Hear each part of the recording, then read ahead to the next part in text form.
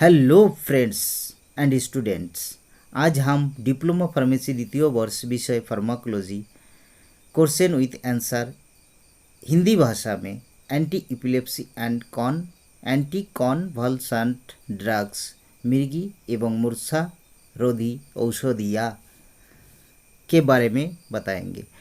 परिचय इंट्रोडक्शन। मिर्गी अपस्मर इपिलेप्सी एक मनोविकृति है जिसमें आकस्मिक दौरा पड़ते हैं, जिसमें रोगी का शरीर बुरी तरह ऐंठ जाता है तथा रोगी गिर जाता है। उसके हाथ पैर कांपने लगता है तथा दांत भीग जाते हैं। इस प्रकार की विकृति किसी भी अवस्था में हो सकती है। इसके होने का अनेकों कारण हो सकते हैं, जैसे मस्तिष्क की क्षति, मस्तिष्क में संक्रमण अथवा मस्तिष्क रसौली, ब्रेन ट्यूमर इत्यादि। मोटर कॉर्टेक्स की तंत्रिकाओं के समूहों द्वारा अचानक तेज रफ्तार से संवेगों के छोड़े जाने से मिर्गी उत्पन्न होती है। मस्तिष्क के प्रभावित क्षेत्रों के आधार पर मिर्गी के विभिन्न समूहों में वर्गीकृत किया जा सकता है। नंबर 1, बड़ी मिर्गी, ग्रैंड मॉल एपिलेप्सी और मेजर एपिलेप्सी। नंबर 2, हल्का दौरा, पेटिट मेल एपिलेप्सी। नंबर 3, जैक्सोनियम अपस्मर मिर्गी, जैक्सोनियम एपिलेप्सी। नंबर 4, टेम्पोरल खंड अपस्मर, टेम्पोरल लोब एपिलेप्सी। नंबर 5, छोटी मिर्गी, मिनर एपिलेप्सी। नंबर 6, मायोक्लोनिक प्रकार की मिर्गी, मायोक्लोनिक टाइप एपिलेप्सी। नंबर हाइपसारिथीमिया, बड़ी मिर्गी, बड़ा दौरा, ग्रैंड मॉल एपिलेप्सी और मेजर एपिलेप्सी। इस प्रकार का दौरा कठिन परिस्थिति उत्पन्न कर देता है। इस दौरे की 4 क्रोनिक अवस्थाएं हैं। ए, रोगी बहुत जोर से चिल्लाता है, तत्पश्चात पूर्ण रूप से चेतना शून्य होकर गिर पड़ता है। बी, प्रथम अवस्था के तुरंत बाद रोगी के समस्त शरीर एवं मांसपेशियों में एक प्रकार का संकुचन स्पजम होना शुरू हो जाता है, जिसके फलस्वरूप श्वास प्रश्वास क्रिया भी अवरुद्ध हो जाती है। इसे टनिक संकुचन अवस्था, टनिक स्पजम स्टेट कहते हैं। यह स्थिति 30 सेकेंड से 1 मिनट तक रहती है।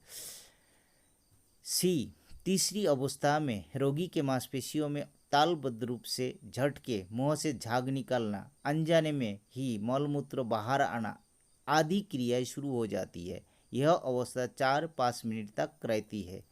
डी, इस अवस्था में आकर रोगी को या तो बेहोशी आ जाती है या वह कुछ जटिल यंत्रवत व्यवहार करने लगते हैं। यह अवस्था 1 या 2 घंटे तक बनी रहती है। रोगी को इन अवस्थाओं के बाद स्मरण नहीं रह जाता कि उसने दौरे की अवस्थाओं में कौन कौन सी कार्य किया थे। नंबर 2, हल्का दौरा, पेटिट मॉल एपिलेप्सी। मिर्गी का यह हल्का रूप है जिसमें रोगी को चेतना का अधिक ह्रास हो जाने के साथ साथ उसका रंग पीला हो जाता है, चेहरा भाव शून्य हो जाता है, कुछ बुदबुदाने लगता है तथा ऐसा प्रतीत होता है कि उसके मुंह से आवाज़ निकल रही हो। ये दौरे अल्पकालीन होते हैं। दौरा समाप्त हो जाने के उपरांत रोगी दौरे के समय किए गए क्रियाकलाप को याद नहीं रख पाता तथा वह इस प्रकार कार्य करने लगता है कि मानो कुछ हुआ ही नहीं था। नंबर 3, जैक्सोनियम अपस्मर मिर्गी।